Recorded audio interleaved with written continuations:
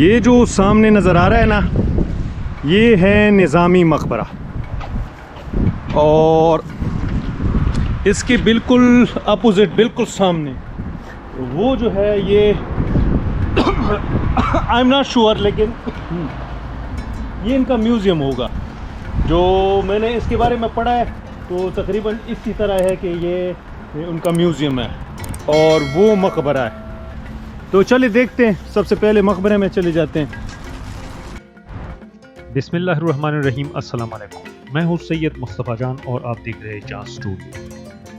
آج ہم نظامی صاحب کے مقبرے پہ ہے اور نظامی صاحب کی جو ہے وہ تھوڑی سی ہسٹری آپ کے ساتھ شیئر کریں گے. نظامی صاحب جو کہ فارسی کا مشہور شاعر تھا، اور یہ آذربائیجان کا اس طرح شاعر تھا جس طرح ہمارا اقبال ہے. نظامی گنجوی 1141 میں ان کی پیدائش ہوئی اور 1209 میں ان کا وفات ہوا. نظامی گنجوی، نظامی گنجوی جن کا رسمی نام ابو المداد جمال تھا، 12ویں صدی عیسوی کی فارسی سنی مسلم شاعر تھے. نظامی کو فارسی ادب کا سب سے بڑا اور رومانی محکاوی شاعر سمجھا جاتا ہے، جو فارسی محکاوی میں بول چال اور حقیقت پسندانہ انداز رکھتے تھے. اس کے ورثے کو افغانستان، جمہوریہ آذربائیجان، ایران، کردستان کے علاقے اور تاجکستان نے بڑے پیمانے پر سراہا اور اس کا اشتراک کیا ہے.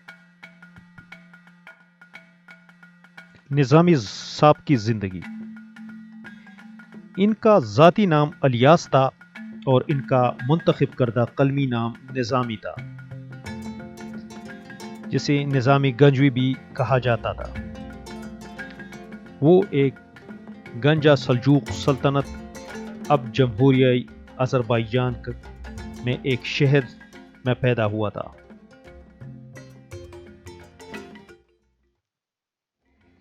اور خیال کیا جاتا ہے کہ اس نے اپنی پوری زندگی جنوبی قفقار میں گزاری.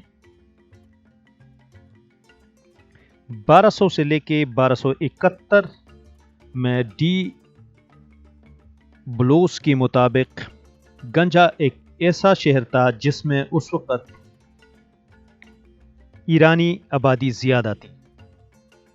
ایک ارمینیائی مورخ کیراکوس لکھتے ہیں کہ گنجا میں اس وقت ایرانی اور عیسائیوں کی ایک چھوٹی سی تعداد تھی. چونکہ نظامی درباری شاعر نہیں تھے، اس لیے وہ خاندانوں کی تاریخ میں نظر نہیں آتے، جو کہ ادبی یادداشتوں کی تالیفات ہے جن میں بڑے شاعروں کی سوانح عمری اور اسالیب کے تبصروں کے ساتھ مختصراً ان کا حوالہ دیا گیا ہے.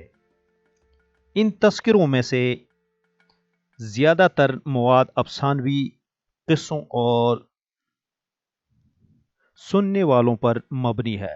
نتیجتاً نظامی کی زندگی کے بارے میں بہت کم حقائق معلوم ہے.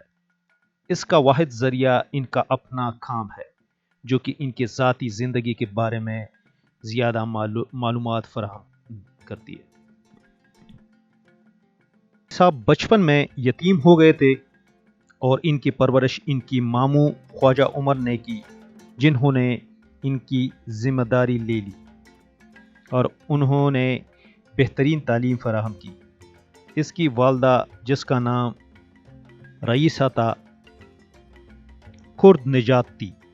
ان کے والد، جن کا نام یوسف تھا، کا ذکر نظامی نے اپنی شاعری میں ایک بار کیا ہے. نظامی نے اپنے دادا کا نام زکی بتایا ہے. اسی شاعری میں ایک حصے میں بعض نے لفظ معاذ کو زکی کے لقب کے طور پر لیا ہے، جبکہ بعض نے اسے ان کی پردادا کے نام سے تعبیر کیا ہے. بعض ذرائع نے کہا ہے کہ ان کی والد کا تعلق قوم سے ہو سکتا ہے. نظامی کا تذکرہ مختلف طریقوں سے فارسی یا ایرانی طور پر کیا جاتا ہے۔ نظامی صاحب کی 3 شادیاں ہوئی۔ اس کی پہلی بیوی کھپچک لونڈی تھی جسے دربند کے حکمران فخر الدین بہرام شاہ نے ایک بڑی تحفے کے طور پر بھیجا تھا۔ ہراج بشیری کے مطابق وہ نظامی کی سب سے پیاری بیوی بن گئی۔ ان کا اکلوتا بیٹا محمد اس بیوی سے تھا۔ خسرو شیرین مکمل ہونے کے بعد ان کا انتقال ہو گیا۔ محمد اس وقت 7 سال کے تھے۔ نظامی نے لیلا و مجنون میں ایک بار پھر اپنی بیٹی کا ذکر کرتے ہوئے مزید کہا کہ اب یہ بیٹا 14 سال کا ہے۔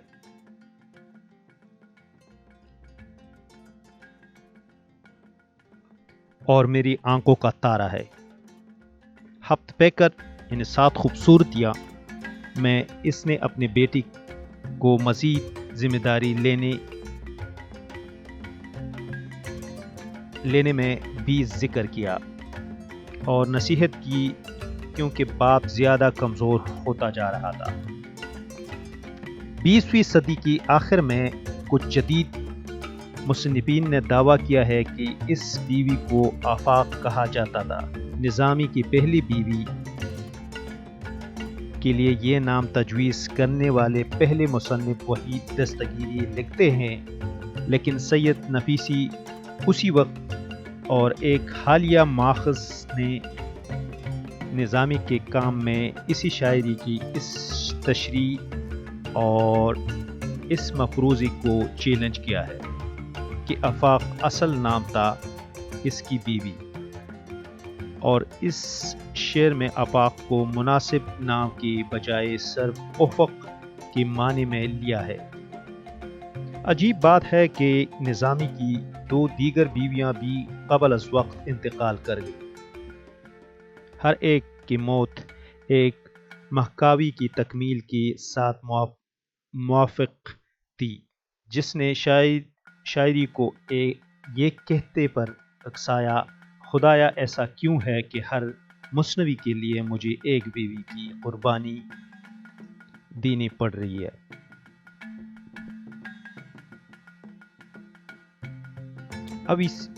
وہ اویسینہ نظامی کے معنوں میں فلسفی یا ابن العربی کی معنوں میں نظریاتی تصوف کا مظہر نہیں تھا، تاہم ایک فلسفی اور علمی کے طور پر شمار کیے جاتے ہیں جنہوں نے اسلامی افکار کے مختلف شعبوں میں مہارت حاصل کی، جس کا اثر معزز حکیم دی سیج کے ذریعے حوالہ دیا جاتا ہے۔ نظامی ایک سیکھی ہوئی شاعری اور گیت اور ہنسی انداز کے ماہر دونوں ہے۔ نظامی کی شاندار تعلیم کے بارے میں کوئی شک نہیں ہے۔ شاعروں سے توقع کی جاتی تھی کہ وہ بہت سے مضامین پر غور رکھتے ہوں گے، لیکن لگتا ہے کہ نظامی غیر معمولی تھے۔ ان کی نظموں سے پتہ چلتا ہے کہ وہ نہ صرف عربی اور فارسی ادب اور زبانی اور تحریری مقبول اور مقامی روایات سے پوری طرح واقف تھے، بلکہ ریاضی، فلکیات، علم نجوم، کیمیا، طب جیسے متوقع شعبوں سے بھی واقف تھے۔ نباتات، قرآنی تفسیر، اسلامی نظریہ اور قانون، ایرانی خرافات اور افسانے، تاریخ، اخلاقیات، فلسفہ اور باطنی فکر، موسیقی اور بصری فنون، اس کا مضبوط کردار، سماجی حساسیت اور زبانی اور تحریری تاریخی ریکارڈوں کا علم، نیز اس کا بھرپور پارسی ثقافتی ورثہ قبل از اسلام اور اسلام ایران کو ایک نئی معیار کو ادبی کامیابی کے لیے متحد کرتا ہے۔ اس وقت کے ایران ثقافت کے پیداوار ہونے کے ناطے اس نے نہ صرف قبل از اسلام اور اسلامی ایران کے درمیان بلکہ ایران اور پوری قدیم دنیا کے درمیان ایک پل بنایا۔ المجالس کے عنوان سے انتھولوجی کے حالیہ دریافت اور اشاعت میں اسی دور میں نظامی اور شمال مغربی ایران کے 115 دیگر شعراء، قران، شروان، آذربائیجان، جن میں صرف گنجا کی 24 شعراء شامل ہیں، کہ پارسی زبان کی قافیے شامل ہے۔ فارسی کے دیگر حصوں کے برعکس جہاں شاعروں کا تعلق زیادہ تر معاشرے کی اعلیٰ طبقے جیسے علماء، بیوروکریٹس اور سیکرٹریوں سے تھا، شمال مغربی علاقوں میں شاعروں کی ایک اچھی تعداد محنت کش طبقے کی پس منظر والے عام لوگوں سے نکلی اور وہ اکثر استعمال کرتے تھے۔ ان کی شاعروں میں بول چال کی تاثرات اسی مناسبت سے کتاب اس وقت کی سماجی حالات کو ظاہر کرتی ہے۔ تو پارسی زبان اور خطے میں ثقافت کے مکمل پھیلاؤ کی عکاسی کرتی ہے، جس کا ثبوت نظموں میں بولی جانے والی محاوروں کا عام استعمال بہت سے شاعروں کی پیشوں سے ہوتا ہے۔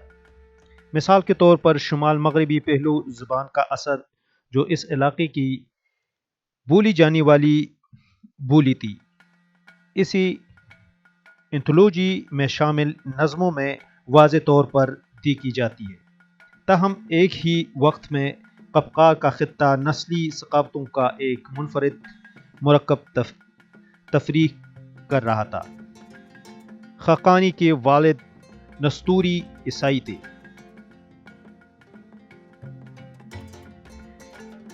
مجیر بلقانی کی والدہ ارمینائی تھی اور نظامی کا والدہ کرد تھی۔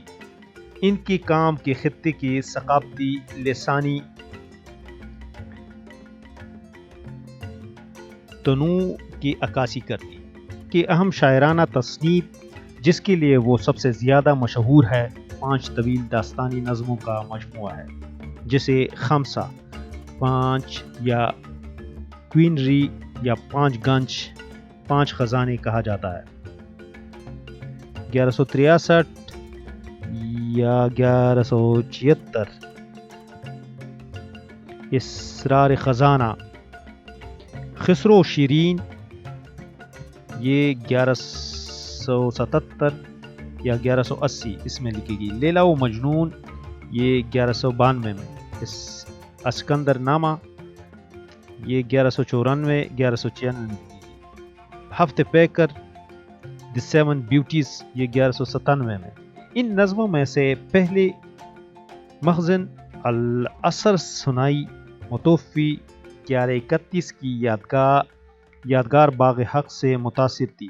4 دیگر نظموں قرون وسطی کی رومانس ہے، خسرو شیرین، بہرام گوٹ اور سکندر اعظم، جنہوں نے فردوسی کی شاہنامے میں جوڑوں والی عاشقوں لیلا و مجنون کی مہن جوئی اس کی 4 رومانس میں سے دوسری کا موضوع ہے اور عربی ذرائع سے ماخوذ ہے۔ ان تمام صورتوں میں نظامی نے اپنی ذرائع سے مواد کو کافی حد تک دوبارہ بنایا۔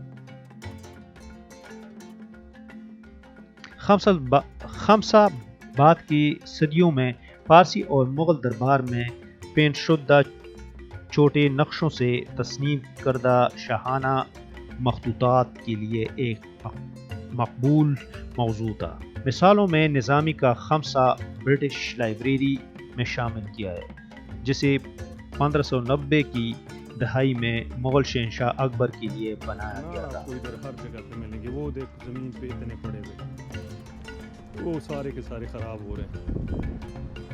بس یہ اصل میں یہاں سے کوئی انار ادھر ادھر نہیں لے کے جاتا ہے نا، مطلب مارکیٹ میں نہیں لے کے جاتے، یہاں پہ بس وہ جو ٹورسٹ آتے ہیں تو بس وہی کھاتے ہیں، جتنا میں نے سنا ہے۔ تو نظامی صاحب کا یہ مقبرہ تو ہم نے دیکھ لیا، اب ہم جا رہے ادھر اس کے مزار پہ، سوری میوزیم پہ، ان کا جو میوزیم ہے ادھر جا رہے ہیں۔